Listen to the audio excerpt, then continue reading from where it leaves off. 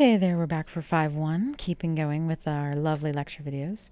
So I think this bears repeating, so let me just mention it. So the classical probability was 0.167. The empirical probabilities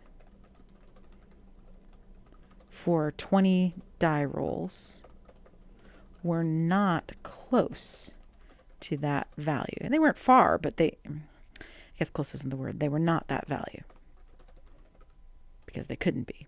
Okay, so everybody's all over the place. People have got 0.15, that's really close, but 0.05 is not close, 0.1, 0.25, 0.3.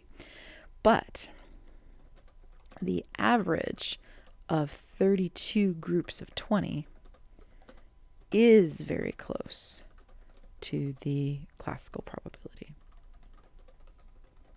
And that bears out the law of large numbers, right? Individual, when you roll 20 times, you're not that close, right? People are kind of all over the place. But when you take everybody's roll of 20 times, that's equivalent to rolling the die 20 times 32, right? Which is like 600 plus rolls.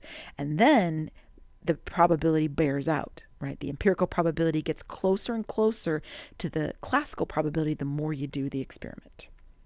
All right. And that's, by the way, that whole idea is going to come back to haunt you in a big way in chapter 8.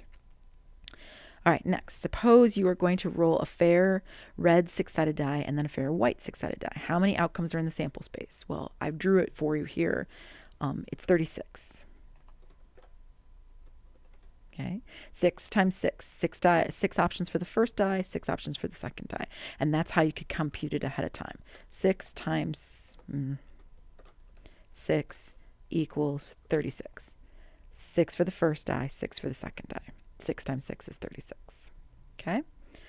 All right, now, what's the probability that, well, first of all, what's the event that it adds up to 3? And then from there, what's the probability?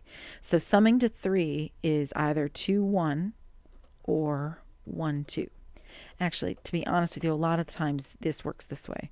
2, 1, 1, 2, right? That kind of thing. There are lots of ways to write it out. So what's the probability of it? Well, that's 2 options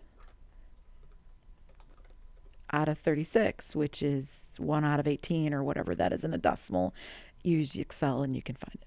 Now, what are the chances it adds up to 6? Well, that's 5 and 1, 1 and 5, 2 and 4, 4 and 2, or 3 and 3, right? So that means there's 5 options, 5 out of 36. Okay. All right, what's the probability that the red die shows 1? So that's 1 and 1, 1 and 2, 1 and, 1 and 3, 1 and 4, 1 and 5, 1 and 6. So there's 6 of those, which makes 6 out of 36. All right, what's the probability the white die shows 1? So that's 2 and 1, 1 and 1, 2 and 1, 3 and 1, 4 and 1, 5 and 1, and 6 and 1. And again, that's 6 out of 36 because there's 6 options there. Cool. Are the probabilities found in this part classical or empirical? Classical, right? Because no dice were rolled. They were all figured hypothetically by making each side of the die equally likely, i.e. the dice were fair. All right, so now the multiplication thing we did, 6 times 6 makes 36. You can use that to figure out all sorts of things, right? It's called the multiplication rule of counting.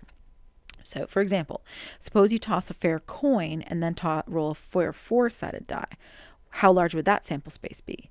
Well, if coin has 2 options, and the four-sided die has 4 options, 2 times 4 makes 8.